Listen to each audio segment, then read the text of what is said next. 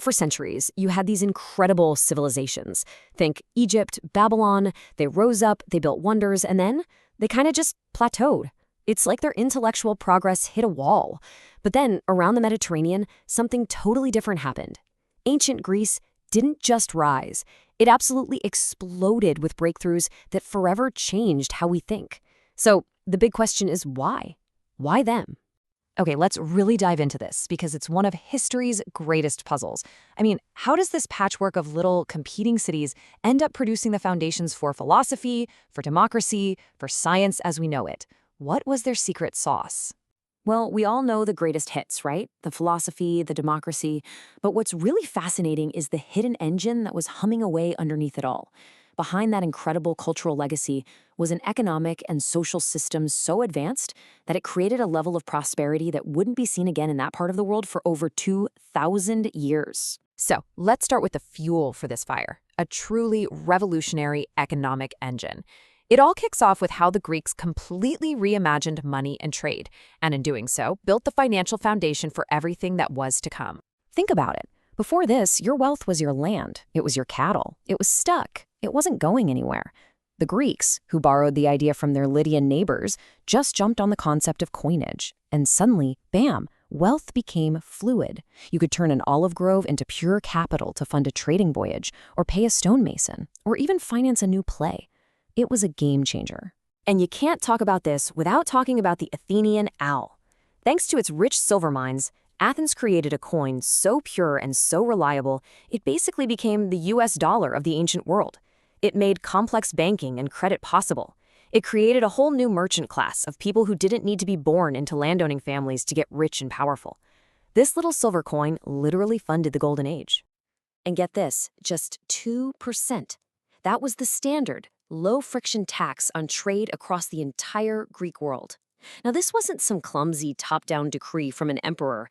No, it was this elegant, decentralized system designed for one thing: to keep goods and capital moving as efficiently as possible, a concept we're still trying to perfect in our modern economies.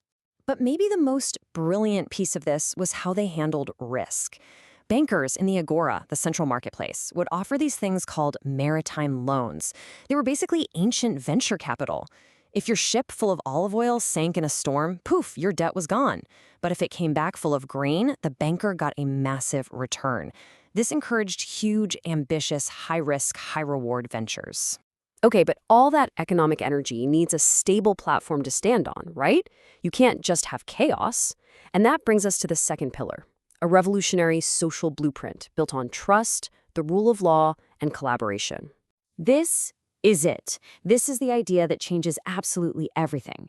In a world of divine pharaohs and all-powerful emperors, the Greeks came up with something truly radical. No one, not the richest citizen, not the most powerful general, was above the law. The laws were written down, they were debated in public, and they applied to everyone. Now, this didn't just happen overnight. It was a process. It really got going with Solon's reforms. He canceled debts and, crucially, tied political power to wealth instead of just noble birth. Then a guy named Cleisthenes comes along and turbocharges the whole thing by creating a citizen council of 500, giving most Athenian men a chance to serve and have direct ownership of the state. They had real skin in the game. They even built in this incredible safety valve. Ostracism was like impeachment, but way faster. It was a powerful check on anyone who got a little too big for their britches. Even Themistocles, the guy who was the hero who saved Greece from the Persians, got himself ostracized when citizens felt he was getting too powerful.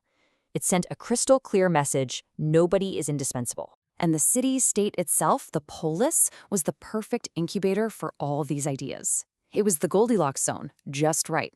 It was big enough to have specialized jobs like shipbuilders and philosophers, but it was small enough that you actually knew your leaders.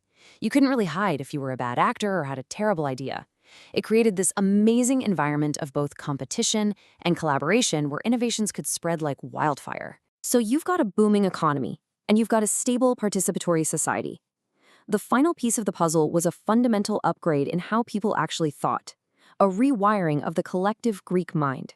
This might seem like a small technical tweak, but its impact was absolutely enormous. The Greeks borrowed the alphabet from the Phoenicians, but they added vowels. This made reading and writing dramatically easier to learn. All of a sudden, literacy wasn't just for a handful of special scribes anymore. It became a necessary skill for any citizen who wanted to do business or participate in democracy. And this widespread literacy fueled a massive cultural shift. They moved from mythos, which is explaining the world through stories about gods and heroes, to logos, which is explaining the world through reasoned argument, logic, and abstract principles. This is the moment, right here, where the seeds of Western science and philosophy were truly planted. And what's really cool is that the marketplace itself helps build these new mental muscles. To be a successful trader in the agora, you had to think abstractly all day long. How many jars of oil for one bronze tripod? You had to constantly be counting, calculating, comparing values. The agora was like a cognitive gym, and this daily workout laid the groundwork for the kind of abstract reasoning you need for both math and philosophy. And this was a culture that valued growth and ambition above almost anything else. I mean, the story of Pausian is just incredible. This guy arrives in Athens as a non-Greek speaking slave and dies one of its richest and most respected citizens. That tells you everything about their mindset, a remarkable openness to talent, where drive and excellence could let you overcome almost any origin. So, you put all this together, the economy, the society, the mindset. What's the result? What's the payoff? Well, the impact was staggering. Let's look at the hard evidence for this boom and see how these ideas ended up going global. Okay, this chart right here is the smoking gun. It plots something called a development index, which is just a way to measure a civilization's overall health and prosperity. Just look at that spike during the classical Greek era. It is so far beyond anything that came before or after. The prosperity was so immense that in this specific region, it would not be surpassed for over 2,000 years, not until the 1900s. That is absolutely staggering. So here's the big takeaway from all this. The Greek miracle was not a fluke. It wasn't just a few geniuses who happened to be born at the same time. It was the result of a specific, powerful, and you could argue a repeatable formula. And this is the formula, boiled down. You have the economic engine of money and trade that unleashes innovation. You support that with the social trust that comes from the rule of law. And then you light the whole thing up with an intellectual culture that prizes reason and ambition. But the key is that they weren't separate things. They all reinforced each other, creating this powerful feedback loop of prosperity and progress. And a formula this powerful was never going to stay local. First, you have Alexander the Great, who was tutored by Aristotle himself, spreading Greek culture and commerce all the way to India. And then, when Rome finally conquers Greece, something funny happens. The victors were so impressed that they basically got conquered by Greek culture. They adopted its philosophy, its art, its institutions, and used that as the foundation to build their own empire. Which brings us to a final, big question. The story of Greece suggests that these great cultural leaps don't just happen. They're built on a foundation of economic dynamism, social trust, and intellectual openness. And it really forces us to ask ourselves, what foundations are we laying down today? What kind of miracle or what kind of plateau are we building for the future?